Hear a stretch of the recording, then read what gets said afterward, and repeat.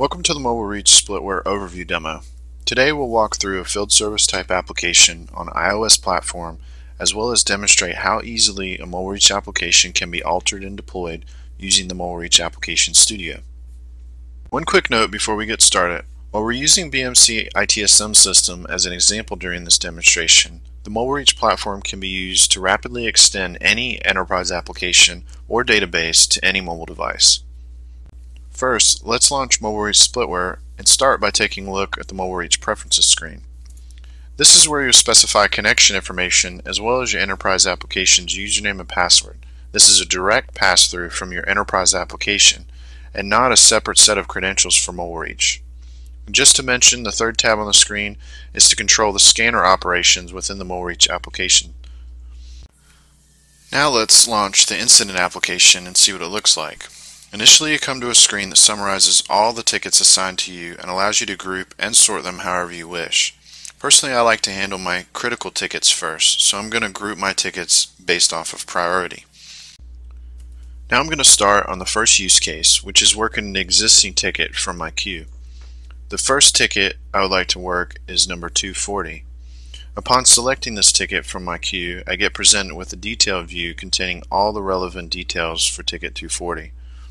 Now that I have visibility into the ticket, I would like to quickly add some additional information to the summary field, mark the status as in progress, as well as update the impact and urgency ratings for this ticket.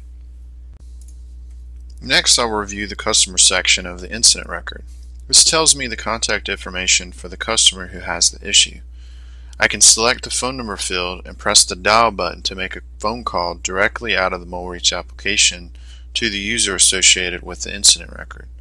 Or maybe I realize the wrong user is associated with this ticket and I'd like to assign it to the correct user. First, I clear the customer fields by selecting the clear button and type in the user's first name.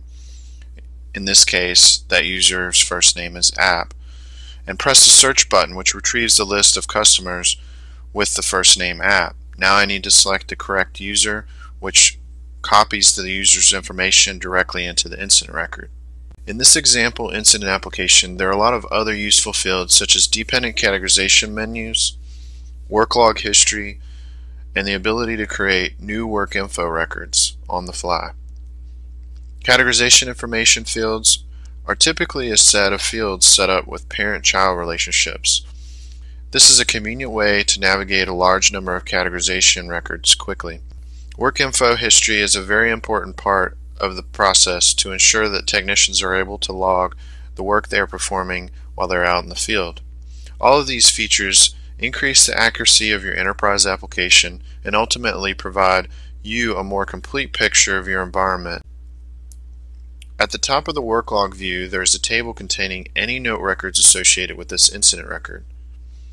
You can choose to view more information on one of these note records, or you can populate the fields at the bottom of the screen to create a new work note entry. Now I want to show you how there are built-in validations. One example of this is required fields, which are downloaded directly from your enterprise application. In this case, I'm going to clear out the customer assignment fields. When I do this and I save the record, I find that I get a missing fields dialog telling me what I must fill in before saving the record. This is just one example of validation that can either be pulled directly from your enterprise application or set up directly in the Mobile Reach app itself. Okay, to finish this record up, I'll go ahead and fill in the customer information required to save this record. The next use case I would like to show you is how to log or create a new ticket from the Mobile Reach incident application. This is a very critical function for most organizations, mainly because in a customer-centric environment, most customers learn who the technicians are and they often get pulled aside or tapped on the shoulder to fix problems they haven't logged into the system yet. When this happens in an organization, one of two things occur. The customer is told that they must call a help desk and get a ticket number before they can work on it. This is bad because it creates inefficiencies as well as creates a customer service issue. Or number two, the tech fixes the problem and never logs it in the incident system. This is obviously bad because the data never gets logged into the enterprise application. Also, for those who are interested in who are measured or rewarded based off of strict SLA guidelines. How great would it be to be able to open and close a ticket in a matter of minutes? What would that do to your SLAs? Okay, now let's proceed with creating a new ticket. First, I hit the plus sign on my summary console. This launches a blank ticket with some default values already filled in. Next, in this application, I have a function called templates. Templates allows me to search for predefined commonly occurring issues. This shortcuts the new ticket creation process. Upon selecting one of these templates, it pre-populates the entire record.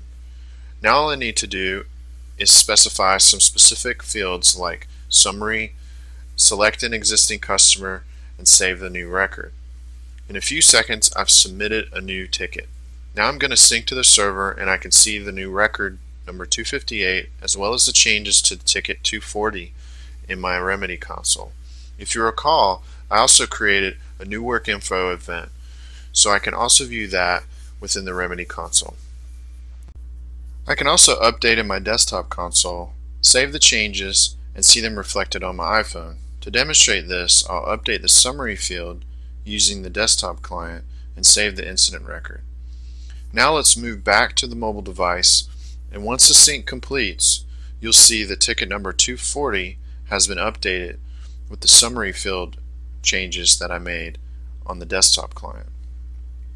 Another use case is, let's say I would like to transfer this to another technician in my environment because it's not in my area of expertise. We can say app user in my organization is the printer expert. So all I need to do is populate a new work info entry fields, change the assigned user to app user, save the record, and it will be removed from my queue and added to the app users queue.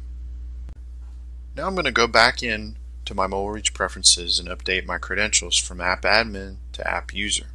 Once I log in as app user and sync, you will see that ticket number 240 is now visible in app user's incident queue. This is because the mobile incident application's ticket queue is dynamic and based off of the user who's logged in.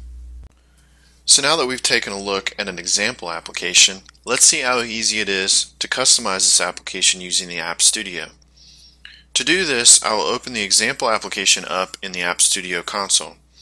Next, I'll navigate to the Components tree on the left-hand side of the App Studio and select the Information tab from the list.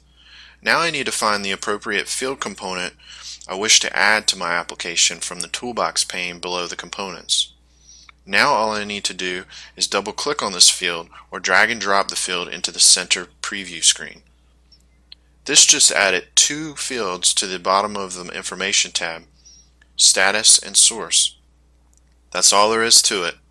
Now I just need to save the application to the deployment zone on the Mobile Reach Gateway and go to my iPhone, update my mobile application by using the Deployment Manager.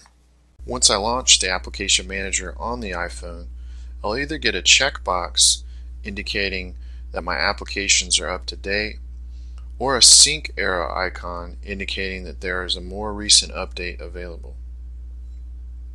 Now all I need to do is touch the application to update.